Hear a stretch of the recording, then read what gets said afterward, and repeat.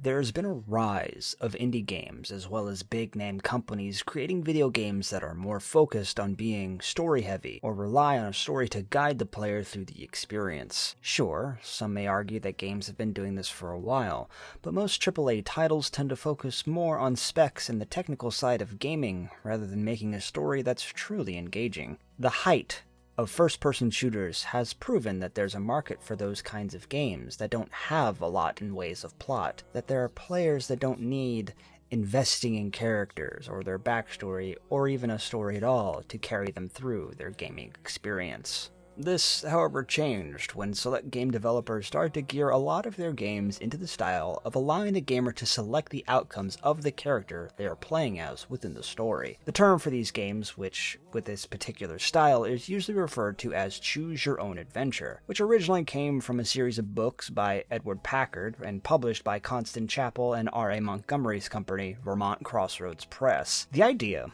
was that the reader could choose how the story would proceed from a choice presented to the reader and the character that they followed. If the character had reached a fork in the road, the reader could choose whether the character went right or left, and what consequences would befall the character because of that choice that the reader was allowed to make. There have been many games in recent years that have taken the approach of choose your own adventure type, but there was one back in 2015 that managed to stand out from the rest, for it was a fusion of a small developer, Don't Nod Entertainment, and the international producer of Square Enix to create the critically successful game known as Life is Strange.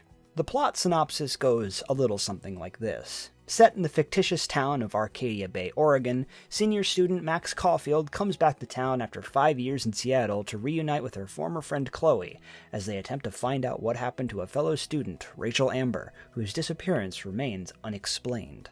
In a story sense, this plot is very basic. The summary alone can lead people to assume what could happen in the story without much thought.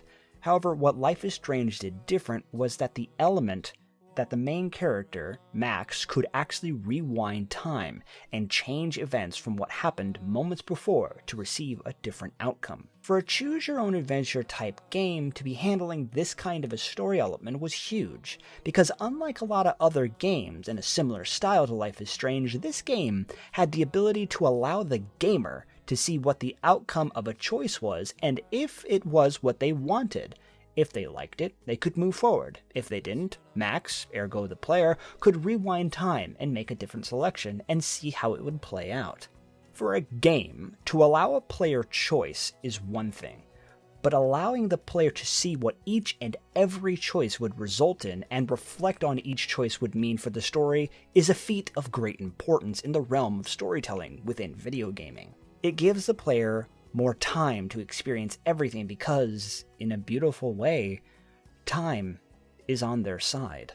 I need to take this moment to address you, viewer. I am going to be talking about major story elements and spoilers for this game series, and if this is something that you don't wish to hear, either before completing a game yourself or potentially watching a playthrough, please take the time to experience this game before continuing.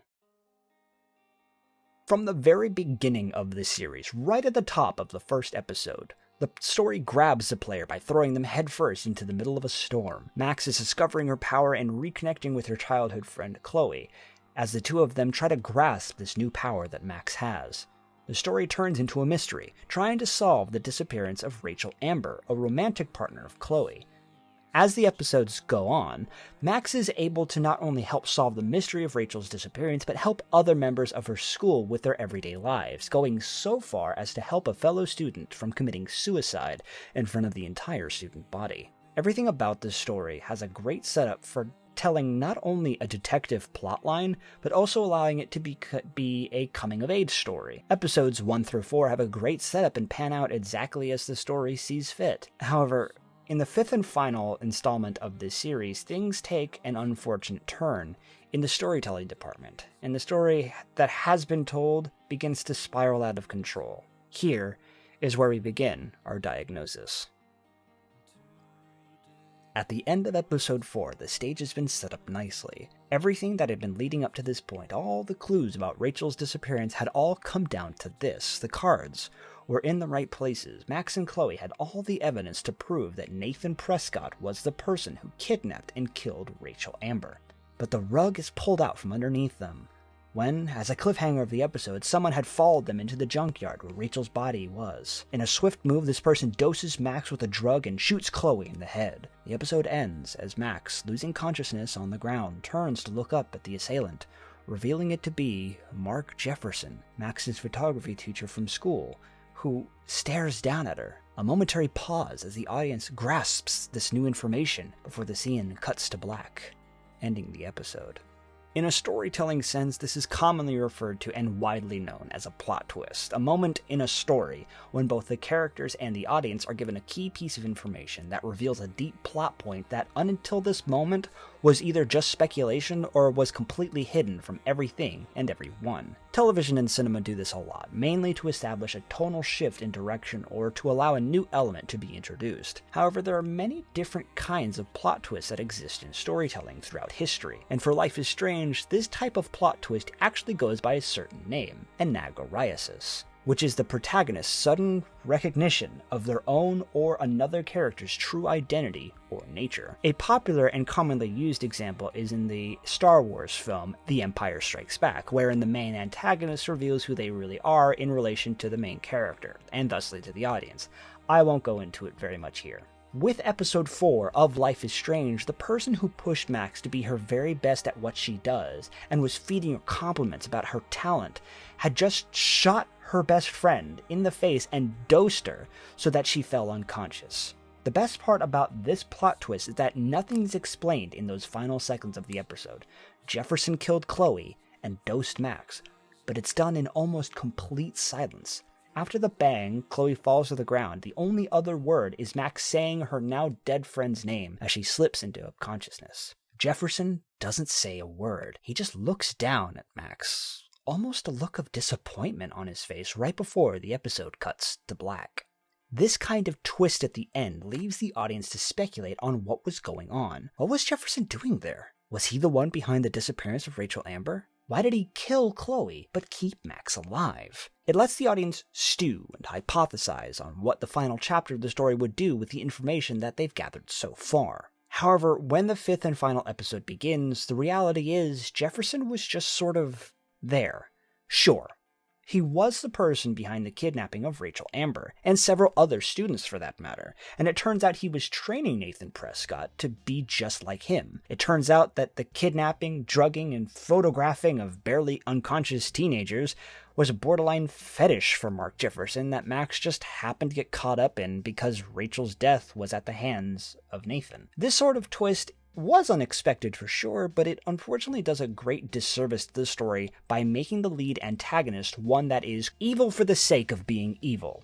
The mustache-twizzling schemer that wants money, the outlandish tyrant that wants to rule because they want power, or the otherworldly monstrosity that wants to destroy the world because they don't like it. These kind of villains lack direction because when boiled down to its core, they're nothing more than a ruthless hobby for them. That's just what they like to do.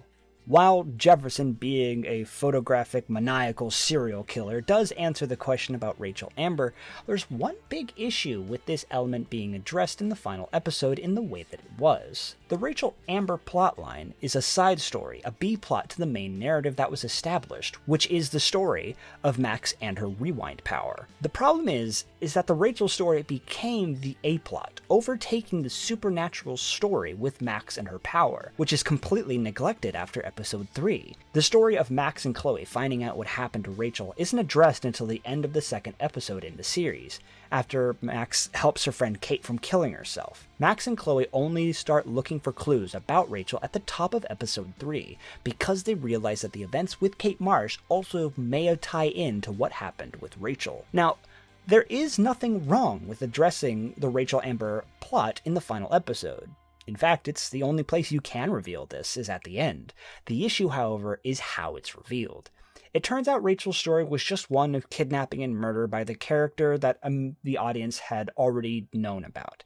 That's it. While fine in a traditional story, this isn't a story about two girls looking for answers. This is a work of science fiction.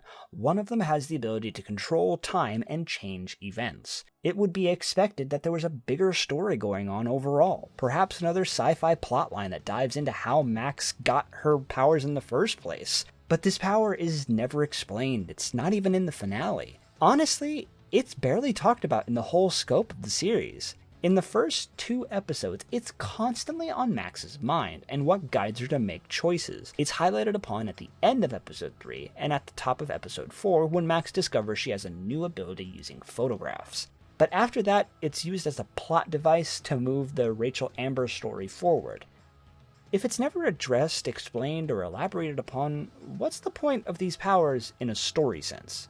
For gameplay, it is a gimmick that allows the player to see all the outcomes of their choices so they can better pick the story that they want to experience, and therefore it is completely fine in that department. But in the terms of story, the powers themselves are just convenient.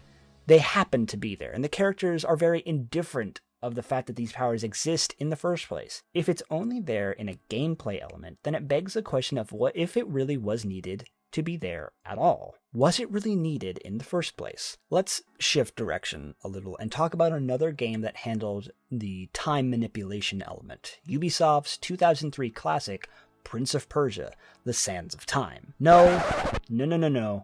Not the movie. That's actually a different video altogether about the importance of time. For now, we focus on the video game and its plot. In Sands of Time, the main character, the prince, has a magic dagger that has the ability to rewind time on command, allowing the prince to not only see obstacles and find ways around them, but also allowing him to escape the grips of death at a moment's notice. In this narrative, the element of time travel is given a reason for existing in the first place.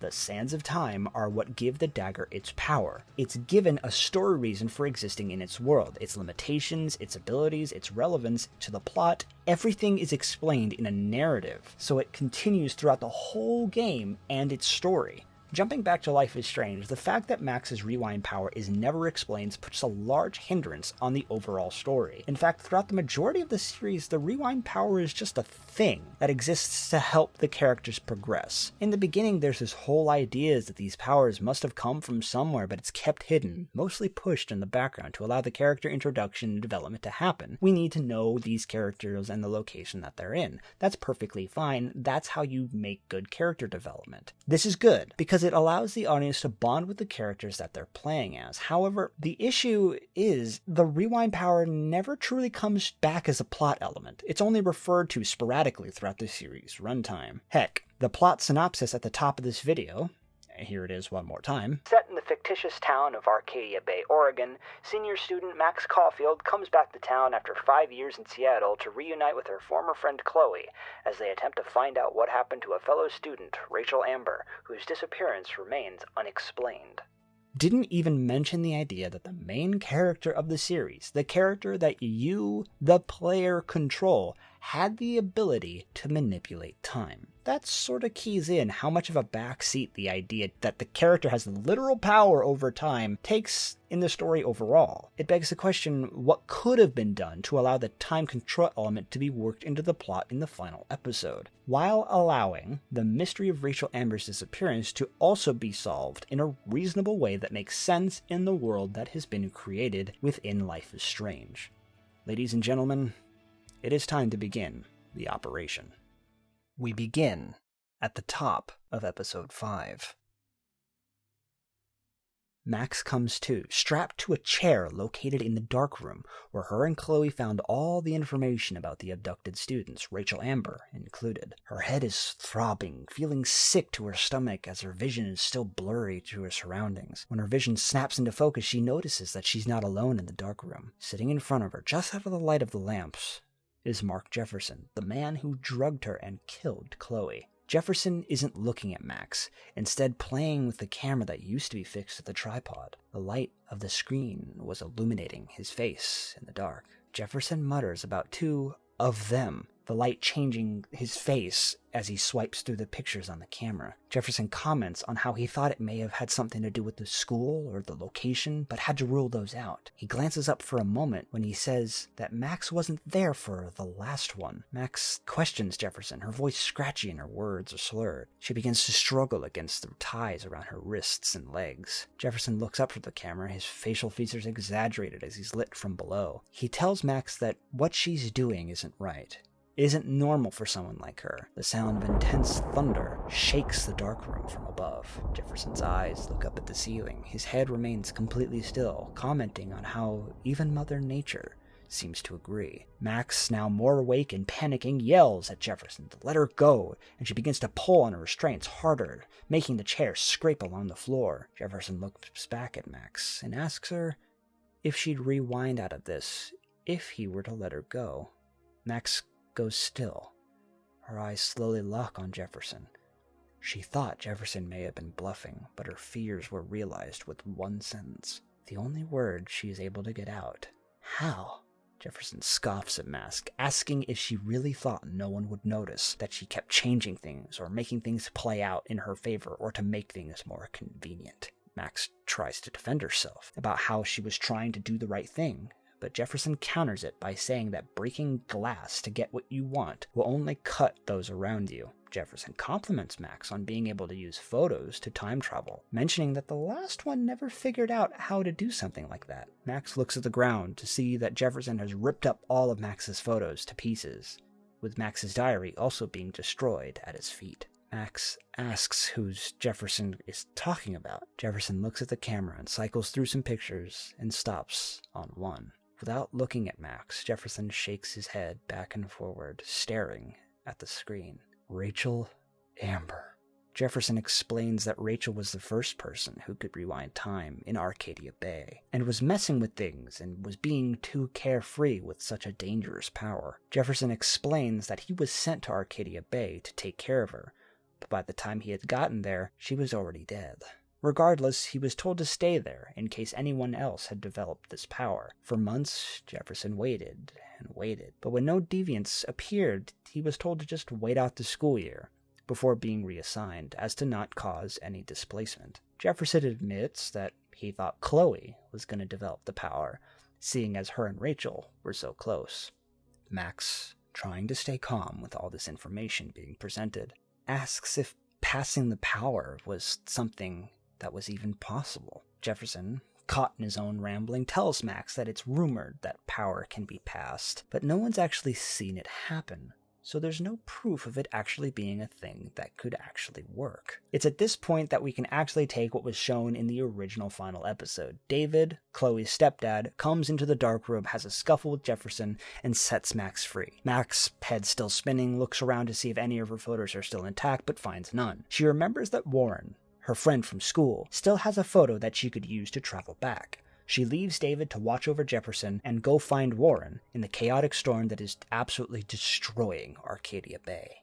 Now, you might be asking yourself, why this change to the story? Why put emphasis onto Rachel Amber when she wasn't a part of the story like the other characters were? What this change does is implement a different kind of plot twist known as Chekhov's gun. This twist is when a seemingly minor character or plot element, which is introduced early in the story, suddenly acquires great importance as the story progresses. Sometimes it's hinted at constantly, and sometimes it's revealed all at once. This kind of twist vastly raises the stakes for Life is Strange because Max and the player suddenly are reminded of something they stopped questioning, but should have this whole time: Max's power and why she has them in the first place. We've introduced a way to explain the supernatural element that makes this story a work of science fiction in the first place, give clues to the player that you could have been discovering this whole time, and have a resting place in the finale, all while leaving some questions unanswered. Can these powers be passed on to someone else? If they can be, how did Max get them if she never knew or even met Rachel Amber? We keep the story the same up until the final choice in the story. After using a photo from Warren to go back and save Chloe, the two of them find themselves at the lighthouse overlooking the storm that is closing in on Arcadia Bay. Max realizes that this storm is her fault. All of her actions are what caused this storm. Chloe has a realization that Max's first choice that started all of this is when she saved her from getting shot in the bathroom by Nathan Prescott. Chloe presents Max with the photo that she took back then that would allow her to go back before the shooting, telling Max that if she lets Chloe die, it should stop all of this from happening. This part of the story we do not change, as it is very important that this particular element needs to be presented. This is a player's choice. Sacrifice Chloe or sacrifice Arcadia Bay. This part is crucial because it goes against everything that Life is Strange has done for us up until this point, given us the ability to choose, go back, and choose again. This time, there are no takebacks. This is the final choice of the game and the last player involvement as the game comes to its conclusion. You sacrifice Arcadia Bay, you and Chloe wait out the storm, and drive away from the decimated town in Chloe's truck. If you sacrifice Chloe and let her die by Nathan's hand, all the actions you did are reverted. This is where our surgery starts taking effect. Nathan is arrested, like the original story. However, Jefferson, who isn't a serial killer photographer in this version, continues to work as a photography teacher at Blackwell University. Chloe's funeral is held on Friday, and the emotional scene that is held in the original episode is indeed kept intact. However, there's one final addition that can be added at the end of the musical montage the game presents. Max returns to school on Monday, still shaken by the events of last week, but hopeful that she can move forward with her life without her rewind power anymore. Everything seems normal, all of her friends are still there, Jefferson is still teaching the class. Then, the room goes eerily quiet. Max looks around to see that everyone in the room, Jefferson included, is completely still. Max looks out the window to see that the birds are frozen mid-flight. Max looks at the clock on the wall, where it remains completely still. In the silence, Max hears footsteps coming from the open door into the hall. A girl walks into the room and walks toward Max. She stares at this girl, a girl whose face had been on missing persons posters all over town, whose face was on the photo that Chloe had on her at all times. The girl stops at Max's desk and drops an object onto the desk. Max looks at it and panics. It's the gun that Nathan used to kill Chloe. Max looks up into the face of Rachel Amber, who places a hand on the desk and leans down to put her face right next to Max's. A pause. A moment of silence before Rachel Amber says, in an angered tone to her words, "What the hell did you do, Caulfield?" With that, the episode cuts to black, bringing the game to a close, and the credits begin to roll. So, why change and add this part at the very end? Well, unfortunately, as is with the case with most time travel stories in history, someone going back to the beginning and changing it to erase the story, the conflicts from ever happening is not a new idea. Ironically, it was actually a plot element that was in Prince of Persia: The Sands of Time. It was done back in 2003. The reset mechanic, as we'll call it, has one really big issue. It's very similar to the "it was all a dream" element that is used so often. The reset mechanic manages to make the entire adventure that Max and the player went on so much less important. By the flick of a switch, everything is undone and the world is magically put back together again. The only person who remembers is the main character and, I suppose, the player, but no one else remembers it, and therefore it doesn't carry a whole lot of weight. By having Rachel Amber, a character that is hinted throughout the entire series, appear at the very end allows two very important things to happen. It makes Season 1 actually mean something going forward, in the idea that it actually has repercussions, not everything was reset. And it makes Rachel Amber an active member in the story and what it could possibly do and continue on to into another season.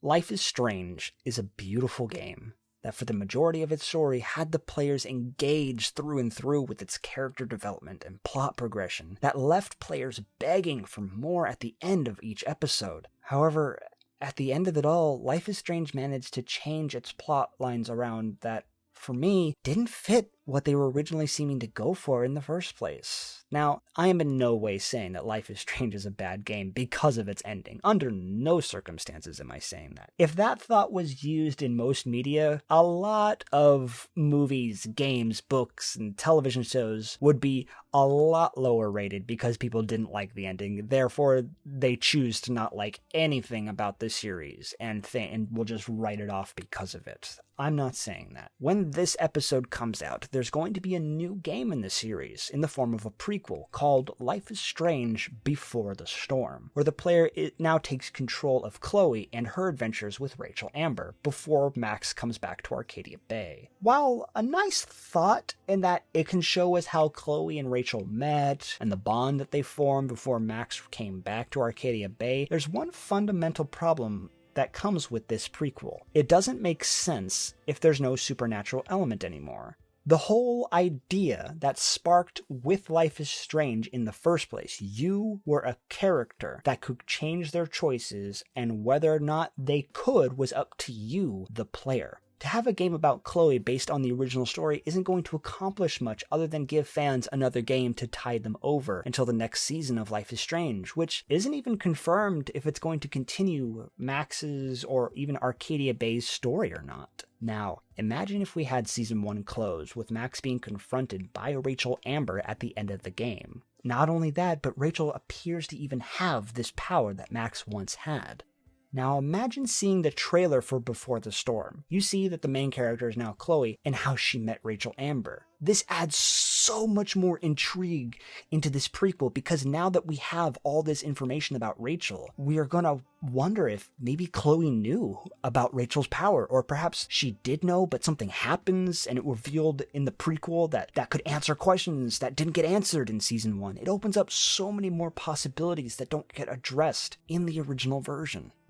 In conclusion, Life is Strange is a groundbreaking game in terms of the choose-your-own-adventure style of storytellings in video games. It manages to deliver a heart-tugging story that is captivating and emotionally driven. This game affected me so much that I wrote a 13-page script here talking about it. I'm anticipating the launch of Before the Storm, and I want to find out what this new season will hold for us. With a few tweaks, this story could have been a game that opened up the plot to a whole new layer of storytelling that gaming has even yet to touch. But by leaving the supernatural elements behind and instead opting for the coming-of-age story or detective mystery with a small sci-fi plot element thrown in, the story can't really continue onward from that. Some players claim that Life is Strange wasn't supposed to be a sci-fi thriller, and it's clear that that's what I was looking for with the changes that I did to this story. But that's the glaring issue that I had, and I know that I'm not alone, was if it wasn't aiming to be a sci-fi thriller, then why have sci-fi elements at all in the first place? It's clear that it wasn't a driving force for them, as they're making a prequel that doesn't have it.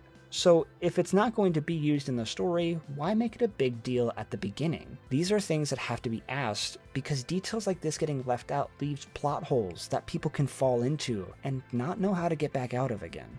An example that could be used in the idea of making a story that has a sci-fi element but still manages to be geared as a slice of lifestyle, I recommend looking up the story The Girl Who Leapt Through Time by Yatsutaka Tsutsui. Most people would know this story from the 2006 animated film of the same name, so by that extent you can either pick up the original book or watch the animated film. You can do what you like. Regardless, you have a coming-of-age story that has an element of sci-fi added in that is not only used consistently throughout the film, but it also has a greater bearing on the plot, as well as a time that it is properly explained on how it works in this particular universe. It's a story that manages to be very similar, actually, to the idea that is seen in Life is Strange. That when you compare the two of them side by side, you can see that the two share greater similarities in the fusion of two genres, a slice of life, or coming of age, and sci-fi plot elements.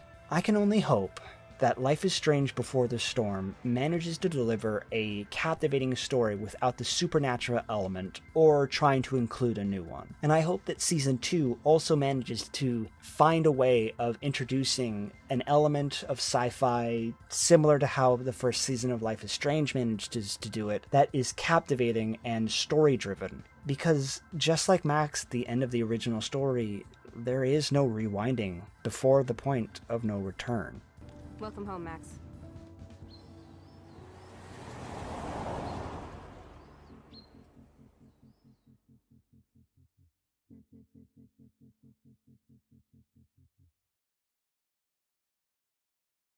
Hello everybody, and my name is EPZ379, and this was the very first episode of my video essay series, Story Surgery. Still very new to this whole video essay series thing, so apologize if there are a couple of inconsistencies here and there. I'm taking what I learned from my college days and putting them to good use. I currently have about 15 episodes of Story Surgery already planned, and I'm currently recording for, so here's hope that it does make the queue sometime down the line.